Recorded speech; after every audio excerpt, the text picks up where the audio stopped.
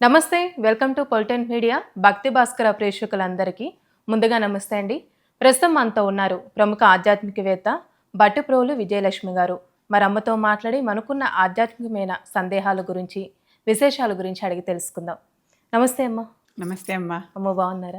బాగున్నాం కులాస అంతా. మీ అంతా బాగున్నారా? అందరం బాగున్నాం. Very good. అమ్మ, ఇప్పుడు మనకి వైకుంఠ ఏకాదశి రాబోతుంది. దాన్ని ముక్కోటి ఏకాదశి కూడా అంటూ ఉంటారు కాబట్టి ఆ రోజు ప్రత్యేకంగా ఉత్తర ద్వార దర్శనం చేసుకోవాలని అంటూ ఉంటారు. ఎందుకు చేసుకోవాలంటారు? అసలు ప్రాముఖ్యత ఏంటి? ఉత్తర ద్వార దర్శనం గురించి తెలియచేయండి అమ్మ.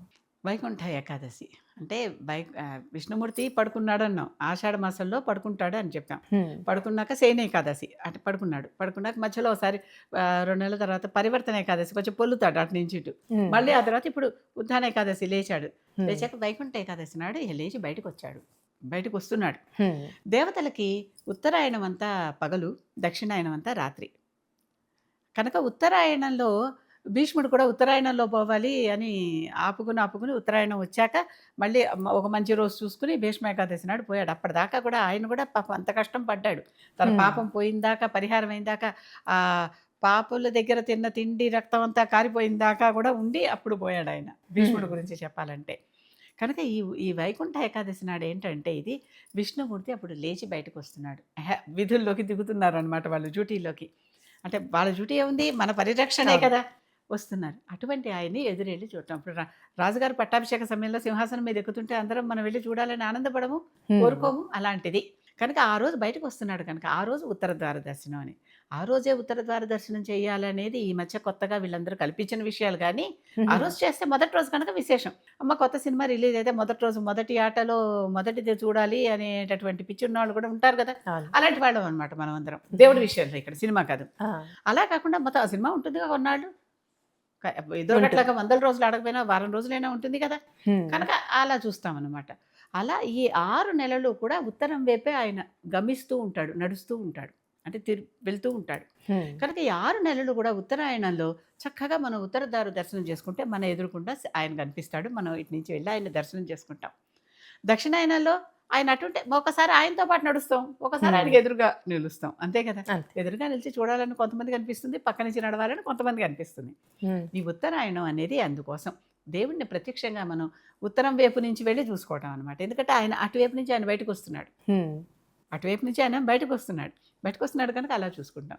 ఈ ఉత్తర ద్వార దర్శనం వైకుంఠ ఏకాదశి అనేది ఉత్తరాయణం అని కూడా ఇందాక అన్నాను. సూర్యమానం ప్రకారం ఏమో ఉత్తరాయణం, దక్షిణాయనం అని. ఒకటేమో జూన్ జూలై నెలల్లో వస్తుంది, అప్పుడు ఆ సమయంలో చేసుకుంటాం. ఇప్పుడు ఇంకొక అంటే కటక సంక్రాంతి అంటాం దాన్ని. ఇదేమో మకర సంక్రాంతి, ఉత్తరాయణం. ఇక్కడ ఈ 2 సంక్రాంతులు సూర్యుడు మారేటటువంటి రోజులు అనమాట. అలాగే చంద్రమానం ప్రకారం చూసుకుంటే అప్పుడు తొలి ఏకాదశి అని ఆషాఢ మాసంలో చేసుకుంటాం, ఇప్పుడు వైకుంఠ ఏకాదశి అని మార్గశిరంలో చేసుకుంటున్నాం. కనుక ఈ 2 ఆ విధంగా వస్తాయి. అలా అంటే క్యాలెండర్స్ మారుతూ ఉంటాయి కదమ్మా. చంద్రగమనం సూర్యగమనం ఒకేలాగా ఉండాలని లేదు కదా. అందుకనే కొద్దిగా మార్పులు తప్పనిసరిగా కనిపిస్తాయి.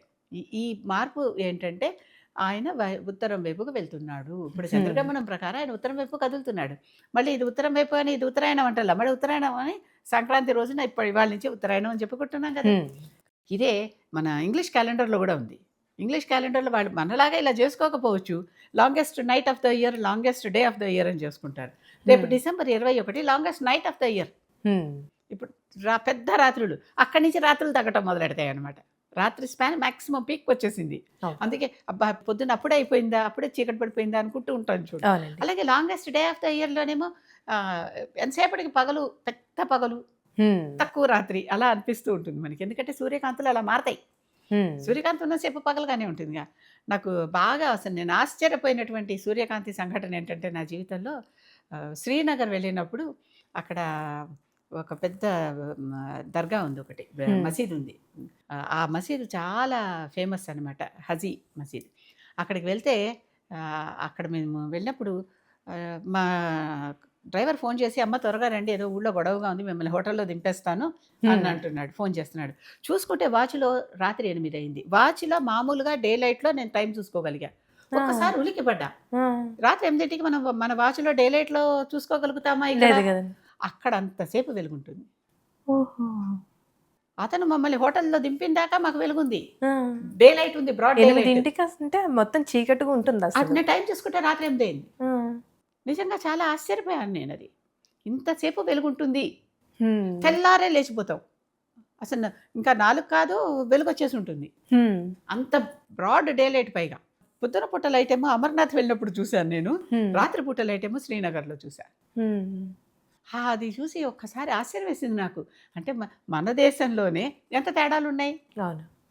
మరి ఇవన్నీ చెప్పుకుంటుంటే ఆశ్చర్యంగా లేదు? అవునండి. అంటే సహజం. ప్రాంతం మారినప్పుడల్లా అక్కడ ప్రాంతంలో ఉన్నటువంటి భౌగోళిక పరిసరాలు మారతాయి, ఇవన్నీ మారతాయి. హ్మ్.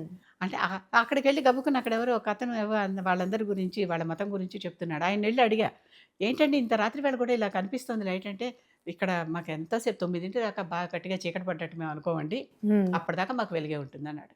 మరి ఇప్పుడు ఉత్తరాయణం, దక్షిణాయనం తేడాలు తెలుస్తుండలే. అవును. కనుక అటువైపు పయనిస్తున్నప్పుడు longest day of the year అనమాట అది. హ్మ్.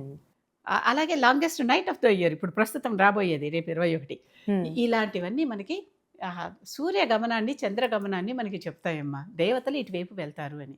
నిజంగానే డబ్బులు కాసించి దేవాలయాలు ఇప్పుడు పెద్ద టికెట్టు పెట్టేసి ఇప్పుడు వచ్చి మొదటి రోజే చూసుకోండి అని చెప్పినా, కిందటిసారి ఆంధ్రప్రదేశ్‌లో తెలుగు తిరుమలలో 10 రోజులు చూసుకోండి అని కూడా పెట్టారు కొన్ని రోజులు. హ్మ్. ఏకాదశి 10 రోజులు ఉంటుందా? ఉండదు ఒక్క గదా! రోజే కదా ఉంటుంది. పోనీ 2 రోజులు ఉంటుంది. 2 రోజులని ఎందుకంటున్నా? ఇవాళ మధ్యాహ్నం వస్తే రేపు మధ్యాహ్నం దాకా ఉందనుకుందాం. హ్మ్. ఒకసారి అట్లా వస్తాయిగా. పొద్దున్నుంచి సాయంత్రం పొద్దున దాకానే ఉండాలని అలా లేదు ఉండదు. కదా! పోనీ అలా అనుకుందాం. అలా అనుకున్నా అక్కడ 2 రోజులు, మూడో రోజుకి ఉండదుగా. ఉండదు. అస్సలు ఉండనే ఉండదు కదా! హ్మ్. అలాంటిది 10 రోజులు ఎట్లా ఏకాదశి దర్శనాలను చేయిస్తారమ్మా? ఉత్తర ద్వార దర్శనం అన్నారు. ఉత్తర ద్వార దర్శనం మిగిలిన రోజుల్లో ఎప్పుడు ఉచితంగా చేయించండి. ఎన్ని సార్లు డబ్బులు తీసుకుంటారు? హ్మ్. అంతకంటే ధనం ఉన్న దేవుడెవరు? ఆయనే. ఇటు కేరళలో అనంత పద్మనాభుడును, మన వెంకటేశ్వర స్వామి. తిరుమలలో వెంకటేశ్వర స్వామి కంటే ధనవంతులెవరు మన హ్మ్. దేశంలో? అవునా? అవును. కొంచెం మనలాంటి వాళ్ళందరికీ అంతంత భరించలేని వాళ్ళకి కాస్త ఇవ్వచ్చు కదా! హ్మ్. ఆ రెండో రోజు నుంచో, మూడో రోజు నుంచో మనకి ఉచితంగా ఉత్తర ద్వారంలో ఈ 6 నెలలు తిప్పకూడదు. అది నా ఆశ అనుకో, దురాశ. వాళ్ళు చేస్తారో చేయరో. కానీ ఎందుకు చేయకూడదు? అవును. ఆ రోజున ఆలయాలకు వెళ్ళలేని వారు ఆ మర్నాడు వెళ్ళినా ఏమీ నష్టం లేదు. ఆయన ఉత్తరం వైపే వస్తున్నాడు. మనం ఉత్తరం వైపు నుంచే వెళ్తాం. హ్మ్. అలా వెళ్ళొచ్చు. ఉత్తరం వైపు నుంచి వస్తామండి అని అడిగి వెళ్ళొచ్చు. ఆ ఉత్తర ద్వార దర్శనం సాధారణంగా చాలా ఆలయాల్లో ఉంచుతారు. అసలు ఉత్తరం వైపు తిరిగి దేవుడు లేనప్పుడు, విగ్రహం మూల విరాట్టు లేనప్పుడు తిప్పేసి ఉత్సవ విగ్రహాలను ఉత్తరం వైపు పెట్టి దర్శనం చేయించేటటువంటి పద్ధతి కూడా ఉన్నది మనకి. హ్మ్. చాలా ఆలయాల్లో చూస్తాం. అలా కాదు, సాక్షాత్తు ఉత్తరం వైపే ఉన్నటువంటివి ఆలయాలు కూడా మూల విరాట్టే ఉత్తరం వైపు ఉంటుంది.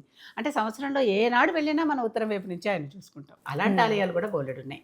మనకి హైదరాబాద్‌లో కూడా అలాంటి ఆలయాలు చాలా ఉన్నాయి. హ్మ్. నిజంగానే మీరు సెర్చ్ చేసుకొని వెళ్ళాలనుకుంటే సంవత్సరం అంతా కూడా ఉత్తర ద్వార దర్శనం చేయించే ఆలయాలున్నాయి. అటునుంచే ఉన్నాడు మరి దేవుడు. హ్మ్. మూల విరాట్‌నే ఆడ కూర్చోబెట్టారు. మరి అటే కదా చూసుకోవాలి ఇక మనం. అవును. కనుక అలాంటి ఆలయాలు ఉన్నాయి. ఇలాంటివన్నీ కొంచెం గమనించి చూసుకుంటే నిజంగానే ఆ రోజు కోసమే అంత తోపిడిలో, అంత తొక్కిళ్లలో వెళ్ళాల్సిన అవసరం లేదు. అది నేను భక్తురాలినే. నాకు దేవుడంటే చాలా ఇష్టం. అలాంటి ప్రత్యేకమైన రోజున చూడాలని నాకు ఉంటుంది. కానీ ఇంత తొక్కెల్లో పడితేనే ఆ రోజొక్కటే ప్రత్యేకం కాదు. 6 నెలలు ఆయన ఉత్తరంలో ఉంటాడు అని చెప్తున్నా. హ్మ్. అది గమనించుకోవాలి మనం. అది గమనించుకోవాలి. అలాంటివి చేయొచ్చు. అదే కాకుండా బయటకు కూడా వెళ్ళే ఓపిక లేదు.